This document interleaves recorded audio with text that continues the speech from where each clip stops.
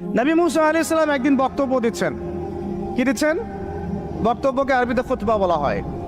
তো একজন দাঁড়িয়ে বললেন, বনু ইসরাইলদের একজন, হে ইয়া মুসা, আপনি তো চমৎকার একটা বক্তব্য দিয়েছেন, আপনার চেয়ে কোনো জ্ঞানী মানুষ কি পৃথিবীতে এখন আছে? নবী মুসা আলাইহিস সালাম বলছেন, না, আমার জানা মতে আমার চেয়ে কোনো জ্ঞানী মানুষ এখন পৃথিবীতে নাই। স্বাভাবিক, কারণ তিনি তখন নবী, নবীর কাছে আল্লাহর ওহী আসে, তিনি সবচেয়ে জ্ঞানী হবেন, স্বাভাবিক।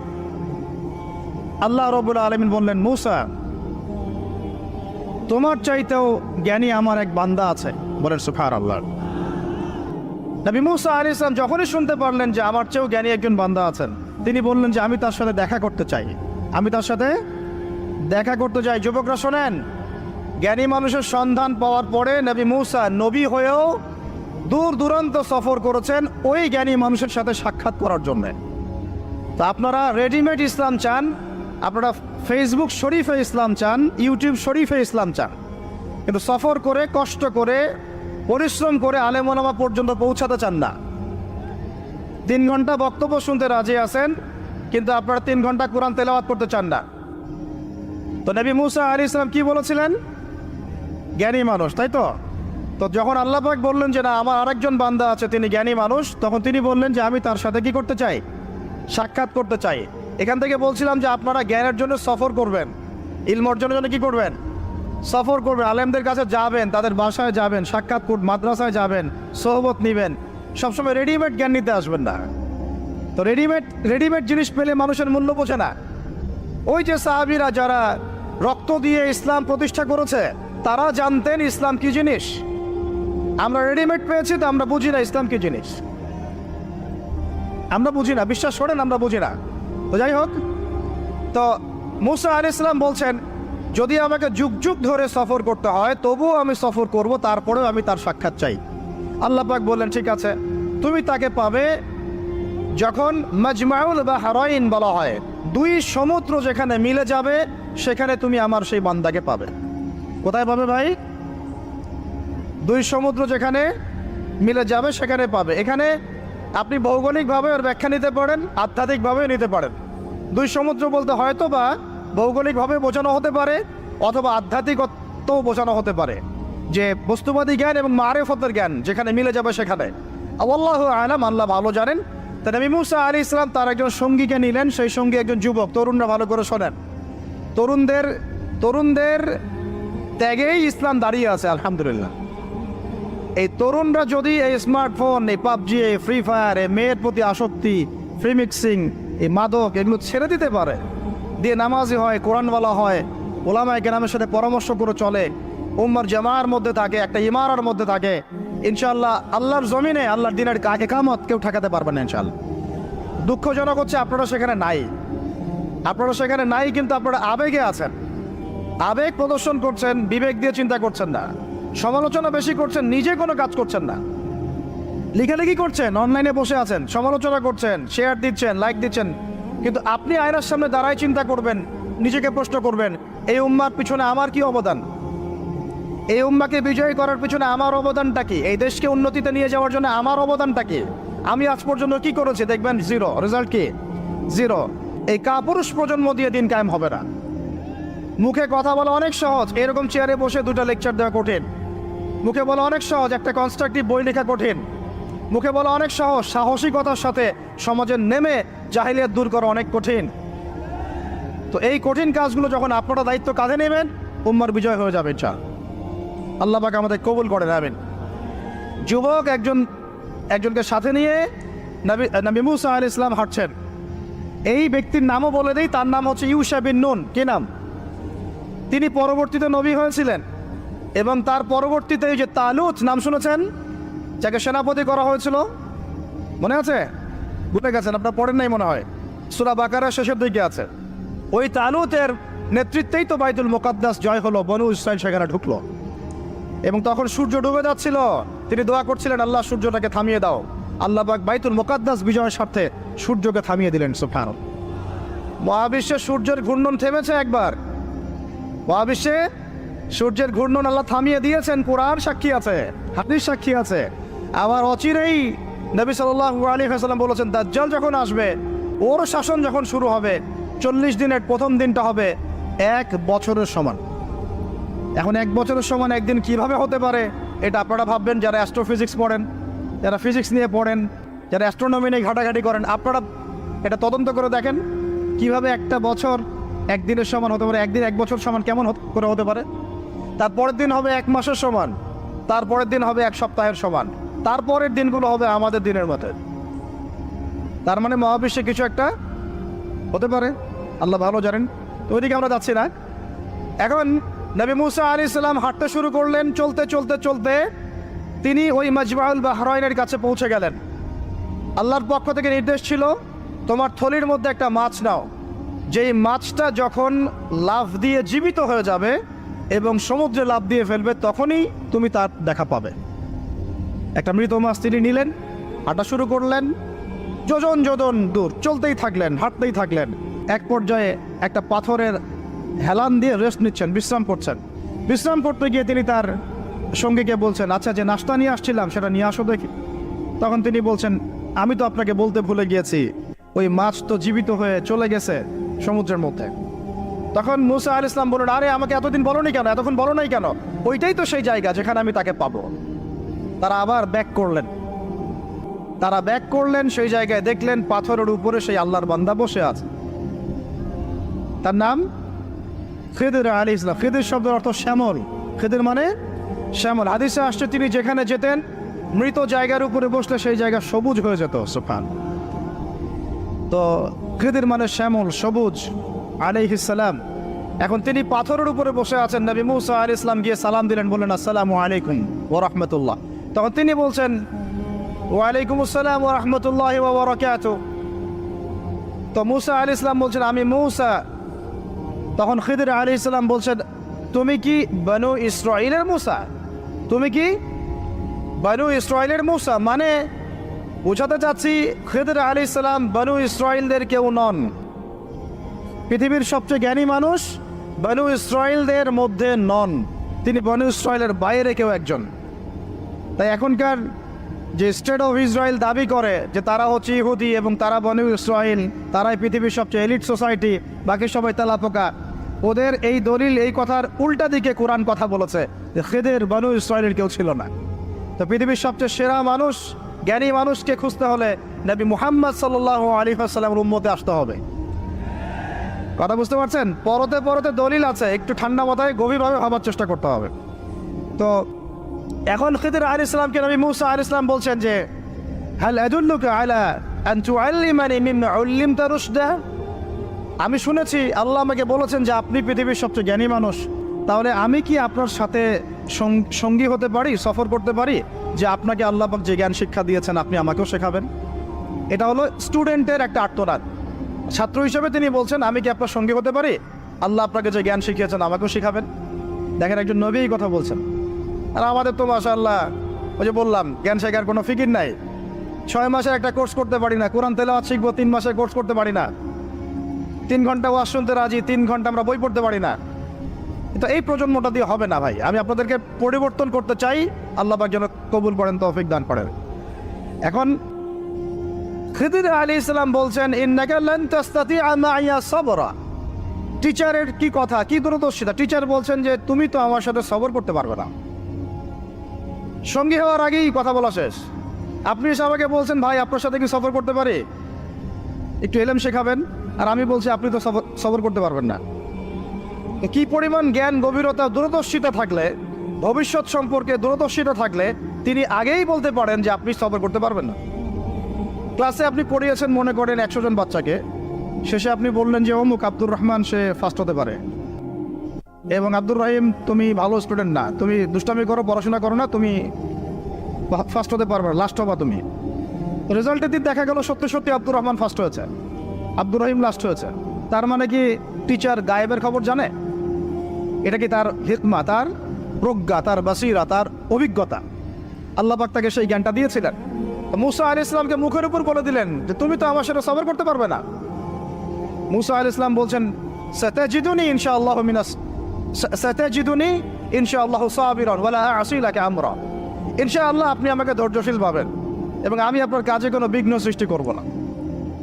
তখন তিনি বলছেন, ঠিক আছে, যদি তুমি আমার সাথে যেতেই চাও তাহলে ফালা তাসআলনি আন শাই, আমার সাথে চলতে গেলে কোনো প্রশ্ন করা যাবে না। কেমন টিচার! টিচার দেখেন, আমার সাথে চলো, জ্ঞান অর্জন করতে চাও করো, কোনো প্রশ্ন করতে পারবে না। একটা হাদিসেও আসছে, একটা কম ধ্বংস হয় যখন নবীদেরকে অতিরিক্ত প্রশ্ন করে, এটা কেন, ওইটা কেন, ওইটা কেন। বেশি প্রশ্ন করতে হয় না, অতিরিক্ত প্রশ্ন করতে হয় না। তো যাই হোক, সফর শুরু হলো। ফানতালাকা, তারা হাঁটা শুরু করলেন। হাত্তা ইযা রাকিবা ফিস সাফিনাতি খারাকাহা, চলতে চলতে একটা নদী আসলো। তো এই নদীর পার হয়ে আরেক জায়গায় যেতে হবে, কিন্তু এটা পার হওয়ার জন্য তাদের কাছে অর্থ নাই। এক নৌকার মাঝি, সে বিনামূল্যে এটাকে পার করার জন্য প্রস্তাব দিল, ঠিক আছে বিনামূল্যে পার করে দিব। সেই নৌকায় করে তারা যখন যাচ্ছেন, যেতে যেতে তীরে পৌঁছার আগেই সেই নৌকার তলদেশটা খিদির আলাইহিস সালাম ফুটা করে দিলেন। নেন এখন, এই কাজটা দেখে কি ভালো মনে হচ্ছে না খারাপ? আমি আপনার গাড়িতে করে ধরেন যাচ্ছি, গাড়িটা যখন আপনি আমার বাসা পর্যন্ত পৌঁছে দিবেন, তার আগে নামলাম, নাইমা আপনার টায়ার চেকটা পাস্ট করে দিলাম, আপনি আমাকে কি বলবেন? কিছু বলবেন না, ফেসবুকে গিয়ে স্ট্যাটাস দিবেন অথবা লাইভে আসতে পারেন, তাই না? এই আর কি।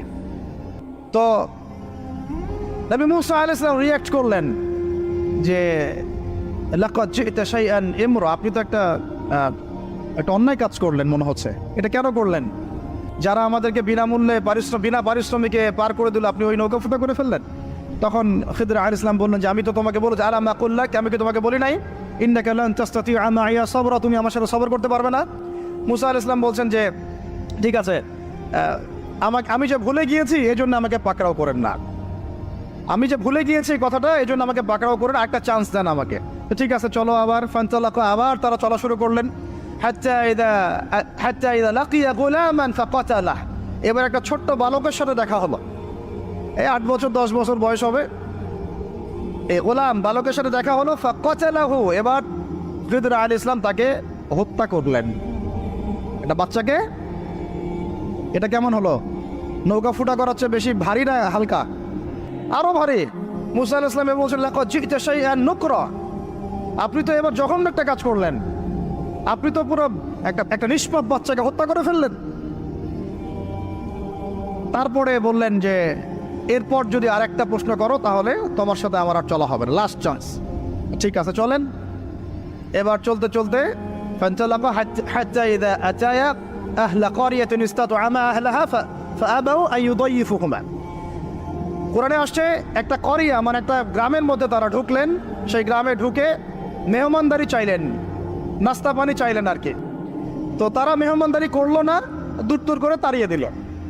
অনেকটা আমাদের ওই কলকাতার দাদাবাবুদের মতো। আর জিজ্ঞাসা করো যে খেয়ে আসছেন না খেয়ে যাবেন, এটা আমাদের আস্তে আস্তে আমাদের মধ্যে ছড়ায় পড়তেছে আর কি।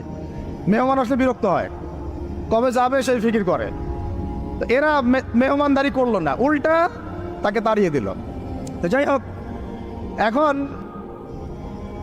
মুসা আলাইহিস সালাম বলছেন যে এখানে একটা ঘটনা ঘটেছে।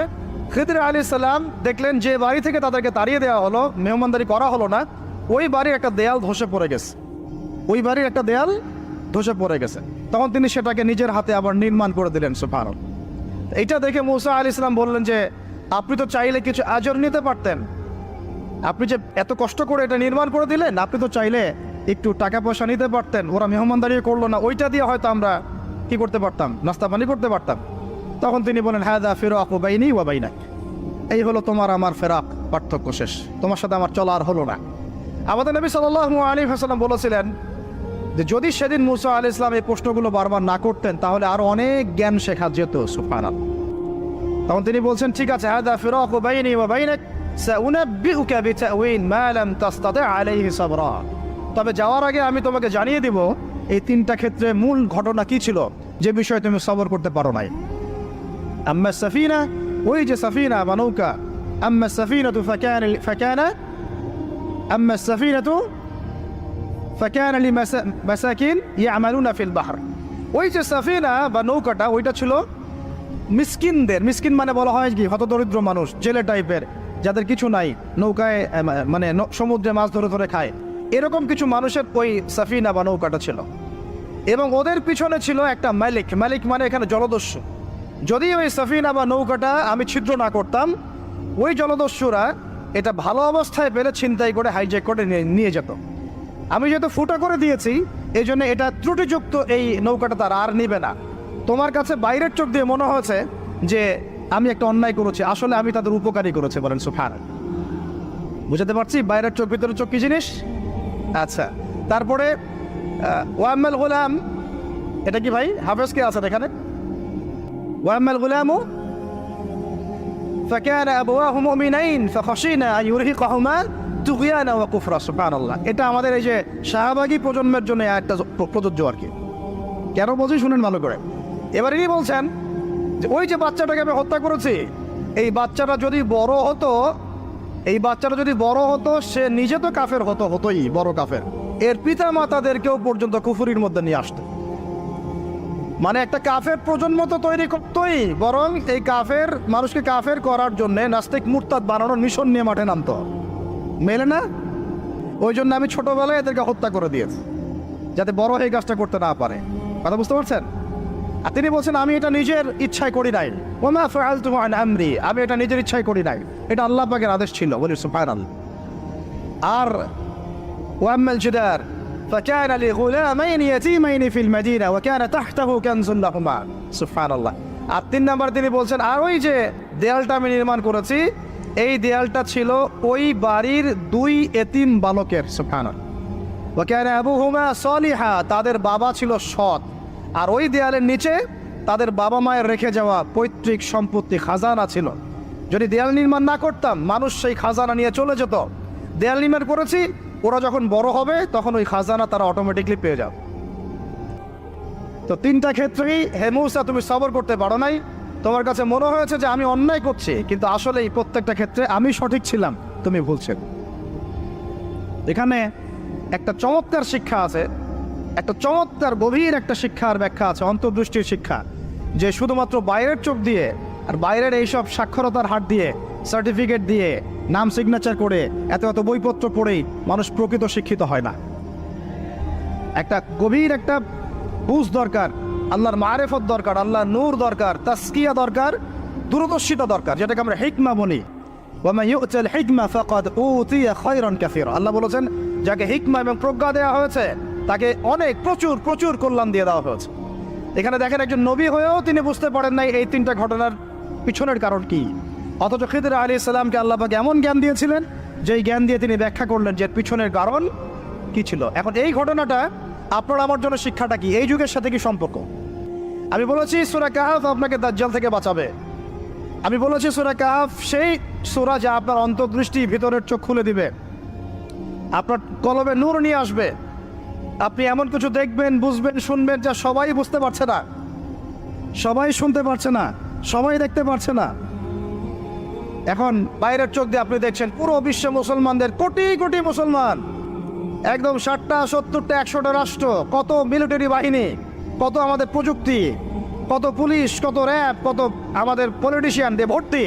আদতে ভিতরের চোখ দিয়ে দেখলে আপনি দেখবেন পুরো বিশ্বের এই লক্ষ কোটি মুসলমান আজকে জাতিসংঘের হাতে বন্দী হয়ে গেছে। ও যদি বলে ডানে যাও, মুসলমানরা ডানে যায়, যদি বলে বামে যাও, মুসলমানরা বামে যায়, কিছুই করার নাই। এটা ভিতরের চোখ দিয়ে আমরা দেখছি, ভিতরের চোখ দিয়ে। এটাকে ফর্ম করা হয়েছে 2য় বিশ্বযুদ্ধের পরে 1945 সালের দিক থেকে। এটার এজেন্ডাই ছিল একটা, যে পুরো বিশ্বের কাফেরদেরকে ঐক্যবদ্ধ করা এবং সারা বিশ্বের মুসলিমদেরকে নির্যাতন করা। প্রত্যেকটা জায়গায় মুসলিমরা যেখানে নির্যাতিত হয়েছে এর পিছনে এদের একদম স্পষ্ট ভূমিকা ছিল। এখন পর্যন্ত যদি আগামীকাল আপনি শোনেন যে গাজার মধ্যে 1000 শিশুকে হত্যা করা হয়েছে, তবুও এরা ঐক্যবদ্ধভাবে মাজলুমদের পক্ষে কোনো অবস্থান নিবে না। এরা বরং ওই জালেমদের পক্ষে অবস্থান নেবে এবং বলবে আমরা আমাদের বন্ধুদের সাথে আছি। এটা হচ্ছে আসল চরিত্র, যেটা আপনি বাইরের চোখ দিয়ে বুঝতে পারছেন না, কিন্তু আপনি খিদির হলে বুঝতে পারতেন আসল ঘটনা কি। আমার কথা কি বুঝতে পারছেন? তাহলে এটা বাইরের চোখ দিয়ে দেখলে আপনি বিশ্ব রাজনীতিতে বুঝবেন যা হচ্ছে এগুলো মুসলমানদের কল্যাণের স্বার্থে হচ্ছে না, বরং আমাদের স্বার্থকে জলাঞ্জলি দিয়ে ওরা ওদের স্বার্থ প্রতিষ্ঠা করছে। আল্লাহ পাক এই জালেমদের থেকে আমাদেরকে হেফাজত করেন। এইটা হচ্ছে মূল তাগুতি শক্তি, পুরো বিশ্বের মূল তাগুত, মূল কুফর, মূল শিরকের গোড়াই হচ্ছে এটা। বিশ্বাস করেন ইমামুল মাহদী যখন আসবেন এবং ঈসা ইবনে মারিয়াম যখন আসবেন, ইনশাআল্লাহ তাআলা এই গোড়ার তাগতি শক্তির কোনো অস্তিত্ব এই পৃথিবীতে থাকবে না ইনশাআল্লাহ। আমরা এটাও জানি 80টা পতাকা একত্রিত হবে। কতটা? 80টা পতাকা একত্রিত হয়ে মুসলমানদের বিরুদ্ধে তারা যুদ্ধ করবে। ইতিহাসের ছাত্র কেউ থাকলে আমার সামনে দাঁড়ায় বলেন তো, যে এই পুরো বিশ্বের ইতিহাসে কোনোদিনও 80টা ফ্ল্যাগ একত্রিত হয়ে মুসলমানদের বিরুদ্ধে লড়েছে? হয়েছে এই ঘটনা কখনো? তার মানে হয় বর্তমানে হবে অথবা ভবিষ্যতে হবে। আর আপনাকে যদি জিজ্ঞাসা করি এটা কাদের দ্বারা সম্ভব, পুরো বিশ্বের 80টা ফ্ল্যাগকে একত্রিত করা কাদের দ্বারা সম্ভব? আপনার বিচক্ষণতা থাকলে, খিদির যদি আপনি হয়ে থাকেন, আপনি বুঝতে পারবেন কাদের দ্বারা সম্ভব। এখন এটা হলো জিওপলিটিক্যাল অবস্থা। তবে ওইখানে যে ওদের মধ্যে সবাই এক তা নয়, ওদের মধ্যেও দুটো ভাগ আছে। এক শ্রেণীর নাসারা আছে যারা মুসলমানদের কাছাকাছি থাকবে, যারা দেখবেন মুসলমানদের পক্ষে অবস্থান নেবে। আর এক শ্রেণীর নাসারা থাকবে যারা মুসলমানদের সরাসরি শত্রুতা করবে। এই বিষয়ে আল্লাহ পাক সূরা মাইদার মধ্যে স্পষ্ট বলেছেন, ইয়া আইয়ুহাল্লাযীনা আমানু, হে মুমিনগণ, লা তাত্তাখিযুল ইয়াহুদা ওয়ান নাসারা আউলিয়া, তোমরা ইহুদি এবং নাসারাদেরকে বন্ধুরূপে গ্রহণ করো না। কে বলেছেন? কে বলেছেন? এখন আপনি কি আল্লাহর দিকে তেরে আসবেন? আপনি কি আল্লাহর সামনে আল্লাহর দিকে তেরে আসবেন? হ্যাঁ, আল্লাহ আপনি কেন এই কথা বললেন, আপনি কেন অসাম্প্রদায়িক কথা বললেন, এমন কথা বলবেন? আল্লাহ বলছেন সূরা মাইদা আয়াত নাম্বার 51-তে, কত নাম্বার? আল্লাহ বলছেন, ইয়া আইয়ুহাল্লাযীনা আমানু, হে মুমিনগণ, তোমরা যদি মুমিন হয়ে থাকো, লা তাত্তাখিযুল ইয়াহুদা ওয়ান নাসারা আউলিয়া, ইহুদি এবং নাসারাদেরকে বন্ধুরূপে গ্রহণ করুন। এখন কি আল্লাহ পাক সব ইহুদিকেই বলছেন, সব ইহুদি সব নাসারাকেই বলছেন, সব খ্রিস্টানকে বলছেন? উত্তর না। কাদেরকে বলছেন? বা'দুহুম আউলিয়া ও বা'দ। ইহুদি নাসারার মধ্যে যারা একে অপরের বন্ধু, ইহুদি নাসারাদের মধ্যে যারা একে অপরের বন্ধু, আল্লাহ পাক তাদেরকে আমাদেরকে বন্ধুরূপে গ্রহণ করতে নিষেধ করেছেন। কেন? আল্লাহ পাক বলেছেন, ওয়া মা ইয়াতাওয়াল্লাহুম মিনকুম ফাইন্নাহু মিনহুম, তোমাদের মধ্যে কেউ যদি ওদের দিকে চলে যায়, ওদের দিকে মুখ ফিরায়, ওদের সাথে বন্ধুত্ব করে, অ্যালায়েন্স করে, তাহলে সে এই উম্মার কেউ না, সে তাদের অন্তর্ভুক্ত হয়ে যাবে। নাউযুবিল্লাহ। এখন আপনি বলেন তো, সারা বিশ্বের ইহুদি এবং খ্রিস্টানরা কি একসাথে আছে? না, ওদের মধ্যে কিন্তু বিভক্তি আছে। আছে না? ওদের মধ্যে বিভক্তি আছে। খেয়াল করে দেখেন, এই ইস্যুগুলোতেও সব খ্রিস্টান কিন্তু একসাথে ইহুদিদের পক্ষ নেয় নাই। ভালো করে খেয়াল করে দেখবেন, বোঝার চেষ্টা করবেন, ওয়ার্ল্ড অ্যাফেয়ার্স বুঝবেন। ওদের মধ্যে ডিভাইডেশন আছে। আল্লাহ পাক বলছেন, সব ইহুদি সব খ্রিস্টান খারাপ এমন নয়, তাদের মধ্যেও ভালো মানুষ আছে। কিন্তু যে ইহুদি যে খ্রিস্টানরা একে অপরের বন্ধু, তাদেরকে তোমরা বন্ধুরূপে গ্রহণ করো না। তাহলে আমাকে বলেন তো, স্ট্রেট ফরওয়ার্ড বলি, যে যারা প্যালেস্টাইনে জুলুম করছে, যে জারজ রাষ্ট্র, তাদের বন্ধু কোন খ্রিস্টানরা? কোন পৃথিবীর কোন সভ্যতার খ্রিস্টান রাষ্ট্রগুলো ওকে মদদ দিয়েছে বলেন তো দেখি? সর্বপ্রথম ওকে বড় করেছে ব্রিটেন। কে বড় করেছে? এবং এই পশ্চিমা সভ্যতা, ওর সাথে আরও অনেকগুলো কান্ট্রি আছে। তারপরে দ্বিতীয় বিশ্বযুদ্ধের পর 1914 সালে যখন অটোম্যানদেরকে পরাজিত করা হয়েছে, তখন ব্রিটেন ইহুদিদেরকে ঢুকিয়েছে জেরুজালেমে। তারপরে পেলে বড় করেছে। তারপর যখন ওরা একটু শক্তিশালী হয়ে গেছে, তখন ব্রিটেনের রোল শেষ। দ্বিতীয় বিশ্বযুদ্ধের পর সে দায়িত্ব চাপিয়ে দিয়েছে আমেরিকার হাতে। এরপরে সে এই জারজ রাষ্ট্রটাকে আস্তে আস্তে বড় করতে করতে ওই শিশু থেকে একদম ঘোড়সাওয়ারের ঘোড়ায় পরিণত করেছে, আরও শক্তিশালী করেছে। এবং বিগত 1945 থেকে এই 2024 পর্যন্ত, এখন পর্যন্ত প্রত্যক্ষ মদত দিয়ে সে তাকে বিশ্বের রুলিং স্টেট বানিয়েছে। এখন সে বিশ্বের মুসলমানদেরকে বলে, ওঠো, মুসলমানরা ওঠে, বসতে বললে বস। বাস্তবতা এইটা না যে আপনার অনেক মসজিদ আছে, অনেক মাদ্রাসা আছে, অনেক মুসলমান, আপনারা যুব সমাজের একদম বিস্ফোরণ, একজন বক্তা আসছে, একদম আল কোরআনের আলো ঘরে ঘরে জ্বালো। আদতে এগুলোর কোনো মূল্য হচ্ছে না। আদতে এগুলো দিয়ে সারা বিশ্বে দিন প্রতিষ্ঠা হচ্ছে না। কারণ বিশ্বের বাস্তবতা আমরা বুঝতে পারি নাই। বিশ্বের বাস্তবতা বুঝতে হলে খিজির হতে হবে। বিশ্বের বাস্তবতা এইটাই যে ওরা এখন এত শক্তিশালী একটা অবস্থায় গিয়েছে, ওখান থেকে আমাদেরকে তারা কন্ট্রোল করা শুরু করেছে বিগত প্রায় 100 বছর থেকে। কত বছর থেকে? এগুলো আমাদের হুঁশি নাই। আমরা মনে করি, মাশাআল্লাহ, আমি 5 ওয়াক্ত নামাজ পড়ি, কাম খালাস, আমি যাকাত দিয়েছি, কাম খালাস, আমি একদম পর্দা করি, মাশাআল্লাহ, সব কাম খালাস, আমি একটা মসজিদ করেছি, বাস কাম খালাস, আমি মাশাআল্লাহ একটা মাদ্রাসা চালাই, বাস দিন কায়েম হয়ে গেছে। No, not at all. Question কালেও না। যতদিন পর্যন্ত মুসলমানরা আবার সেই ওমর ইবনুল খাত্তাবের শাসন কায়েম করতে পারে নাই, এই বিশ্বে মুসলমানরা স্বাধীন নয়। আমরা এখনো স্বাধীনতা অর্জন করতে পারি নাই। আমরা সেদিন স্বাধীনতা অর্জন করতে পারবো যেই দিন বাইতুল মুকাদ্দাস আমাদের হাতে হবে ইনশাআল্লাহ। ওই দিন আমরা 10 গুণ মূল্য আদায় করবো ইনশাআল্লাহ। এই যে আমাদের এক একটা ভাই, এক একটা বোন, এক একটা আমাদের শিশু, এদের এক একটা রক্তের, মাজলুমদের রক্তে 10 গুণ চড়া মূল্য আদায় করবো ইনশাআল্লাহ।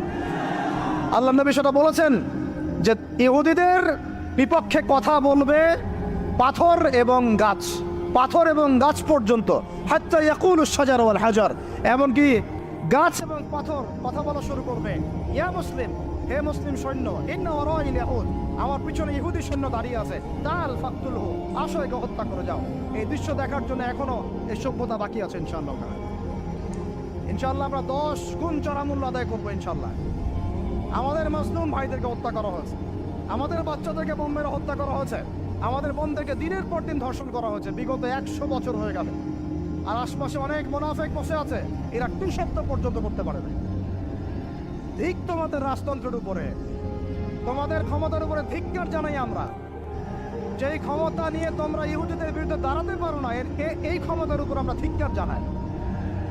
ওর চেয়ে ওই মাজলুম ভাইরা অনেক ভালো যারা ওই গুটি কয়েক লাঠিসোঁটা নিয়ে এদের প্রতিবাদ করেছে। ইনশাআল্লাহ এই প্রতিবাদ কিয়ামত পর্যন্ত থাকবে ইনশাআল্লাহ। আর আমাদের সরকার যদি আমাদেরকে সুযোগ করে দেয়, ইনশাআল্লাহ আমরা সেখানে শরীক হব ইনশাআল্লাহ। আমরা তো আর বিচ্ছিন্নভাবে শরীক হতে পারবো না। আমরা একটা জাতি গঠন করব। আমরা তো রাষ্ট্রের বাইরে না, আমরা সরকারের বাইরে না, আমরা বিদ্রোহী না, আমরা সরকারের বিরুদ্ধে কোনো অবস্থান নেই না। আমরা দাবি জানাবো যদি আমাদের প্রত্যেক সদস্যকে, মানে আমাদের এই যে আমাদের দেশের যারা প্রশাসনে আছেন, আমজনতার মধ্যে আছেন, যাদের মধ্যে জিহাদের জাজবা আছে, যারা ইহুদিদের সাথে জিহাদ করতে চায়, এই মানুষগুলোকে আপনারা প্রশিক্ষিত করেন, করে গাজায় পাঠান ইনশাআল্লাহ।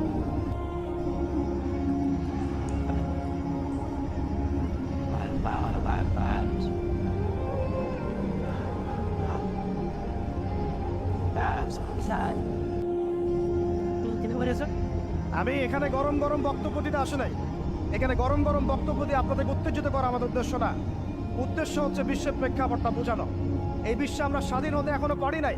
যেদিন পারবো, কোন দিন পারবো, যেদিন বাইতুল মুকাদ্দাস আমাদের হাতে আসবে, বিশ্বাস করেন ওই জায়গা থেকেই ইনশাআল্লাহ অচিরে ঈসা ইবনে মারিয়াম সারা বিশ্বকে শাসন করবে ইনশাআল্লাহ। ওই সময় দেখবেন মুসলমানরা স্বাধীনতা কাকে বলে। আমি বলেছি এক একটা জুলুমে 10 গুণ চড়া হিসাব।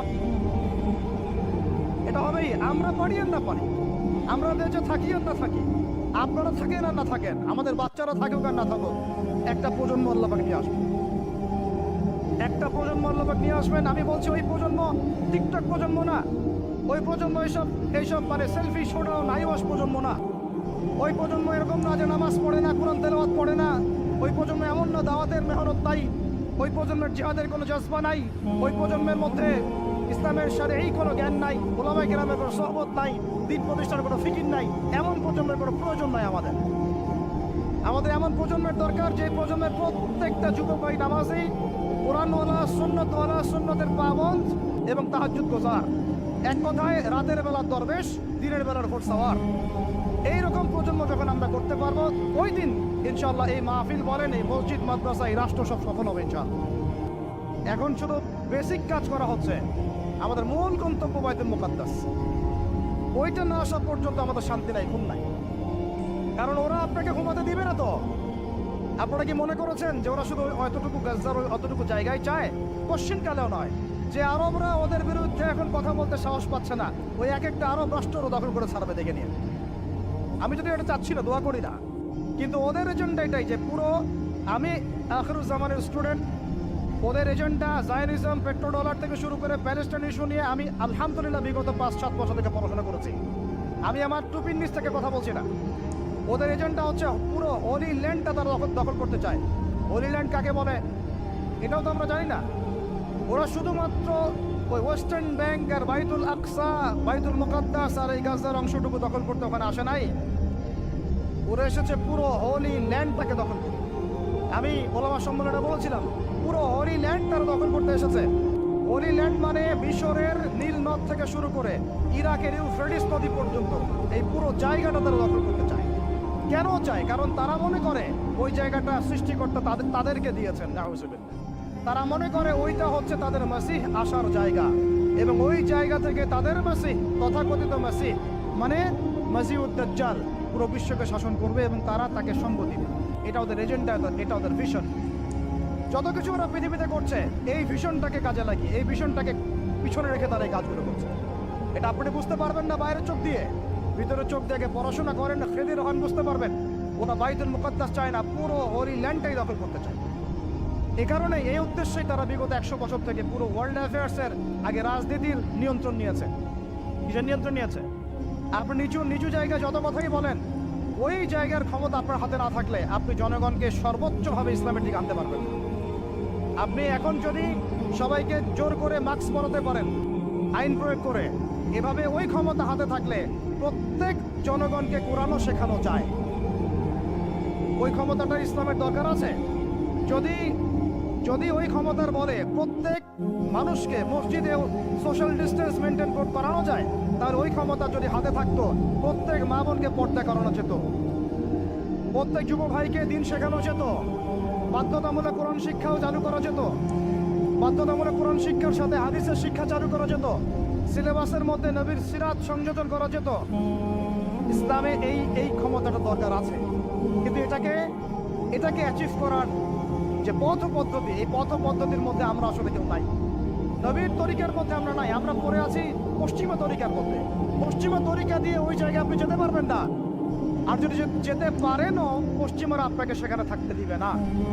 আমাদের এখানে সবচেয়ে ভালো মানুষ যিনি, এখানকার এই এলাকার যিনি দায়িত্বশীল, তিনি যদি সবচেয়ে প্রত্যেকেই পরেজগার মানুষ হন, তিনিও যদি দাঁড়িয়ে বলেন যে আমি ইসলামের পক্ষে আছি, কোরআনের পক্ষে আছি, হাদিসের পক্ষে আছি, আমি বাইতুল মুকাদ্দাসের পক্ষে আছি, মাজলুম ফিলিস্তিনিদের পক্ষে আছি, তার উপর থেকে চাপ চলে আসবে। কারণ পুরো বিশ্বের শক্তিটা নিয়ন্ত্রণ করছে এখন ইহুদিরা, নাসারারা, জায়নিস্টরা। ওই জায়গায় যতক্ষণ পর্যন্ত আঘাত না পড়ছে ততক্ষণ পর্যন্ত আপনি বিশ্বে স্বাধীন হতে পারবেন। অতএব বাইরের চোখ দিয়ে না, ভিতরের চোখ দিয়ে দেখতে শিখুন। তো ভিতরের চোখ পুরো জিও পলিটিক্সটা আপনাকে বুঝাবে। ভিতরের চোখ দিয়ে দেখলে আপনি দেখবেন মুসলমানরা এখনও তাদের অধীনে পরাধীন হয়ে আছে। এখান থেকে আমরা স্বাধীনতা চাই ইনশাআল্লাহ। আল্লাহ পাক আমাদেরকে সেই স্বাধীনতা অর্জন করার তৌফিক দান করেন। এবার অর্থনৈতিক জীবনে আসেন।